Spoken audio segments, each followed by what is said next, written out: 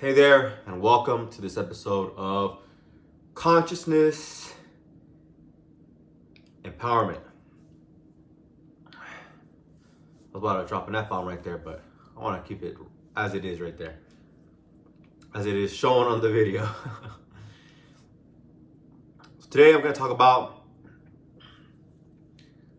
my story, intuition, listening to my higher self.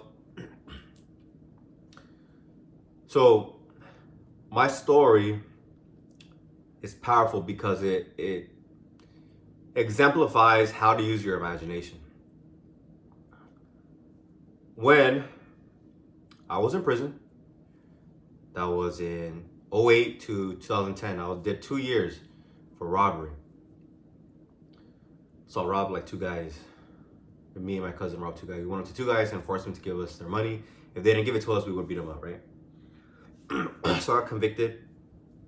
And in prison, I knew I didn't want to come back. So I knew I had to change the way I was thinking so that I wouldn't come back.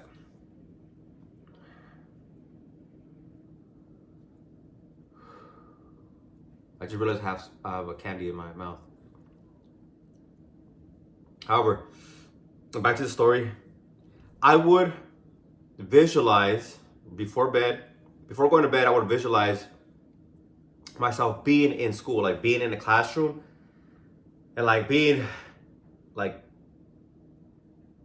grateful. I feel the word grateful, just like happy to be there, like knowing that I'm good at it, like knowing that I'm there and I'm doing good at the thing, which is be at school. Because I want to go to college because most people say college is good. My parents taught me growing up, hey, college is good. Okay, so like if what I was doing is bad, right, by society standards and my conscience, because my conscience told me, I asked my conscience, do I deserve to be here? And like all the bad shit that I did in the last like 6 years of my life at that point flashed before my eyes. Now, what I did every single night was visualize this, because I would say the Our Father, Our Father who art in heaven, etc., etc. And then I would say, thank you for this day. And then I would visualize it. I had nothing else. I'm in a little cell with 4 walls, and on one of those walls is a door. There's a sliding door, because they can pop it, they crack it open. They have the COs, correctional officers, they're at like at a turret in the room. And they push a button and the door cracks open. It's a thick door, just kind of like, kind of slides out. Now, I had 2 fucking years to visualize that. One thing is certain. I was certain that I was going to do that. Why? Because I was certain I did not want to come back. If I would come back, I would have 2 strikes. I'm already 1 striker. 2 strikes. And then I'm doing 80%. Anything that I do is 80%. So I knew in my mind I don't want to do that. In addition to that, I wasn't even born here. I wasn't born in the United States. And in college, I didn't have FAFSA because I wasn't born here, so I couldn't do financial aid. But for some reason, I would always find money, scholarships that were denied me, and then they say, oh, we changed our mind, we want to give it to you. I'm like, what? All right, cool. When I got to UCLA, I got into UCLA. It wasn't my goal to get to UCLA. I was just grateful to be there, and I was doing my best to get A's all in my classes. Again, because I knew the contrast, and I knew what I did not want. So I was certain that was what I wanted, and I was certain I was going to get it because I was going to put every ounce of effort that I had to do it. And I did it. I got a bachelor's degree and a master's degree from UCLA, fully funded from the universe. Okay. And you say, no, but you got scholarships from certain people. Yeah, that's true. However, the law that I was using is the law of perpetual transmutation, meaning that energy turns into physical things and then goes out of form. Energy goes into form and out of form. Our thoughts are energy. So when we put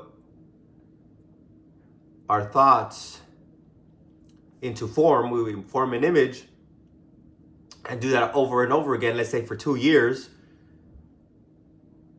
it gets into your subconscious mind and you start acting like that. I started acting like a college student in prison. I would ask people for books, textbooks. I would read them and find the definitions, and I would act like a college student. And guess what? When I got out of prison, I had already signed up. My sister signed me up, so I was out for like a couple of days and I was in school already. Why? Because I knew what I fucking wanted to do. And I knew what I fucking didn't want to do. Let's go back to the fundamentals. The fundamentals. What are the fundamentals here that in all of our goals, be them small or something big like going to college and graduating UCLA, we need to be certain of what we want and what we don't want. Okay? Be certain that we're going to get it, because we're going to put every ounce of effort and life force that we have to get it. Okay? And the things that we all want most of the time are things that will improve us.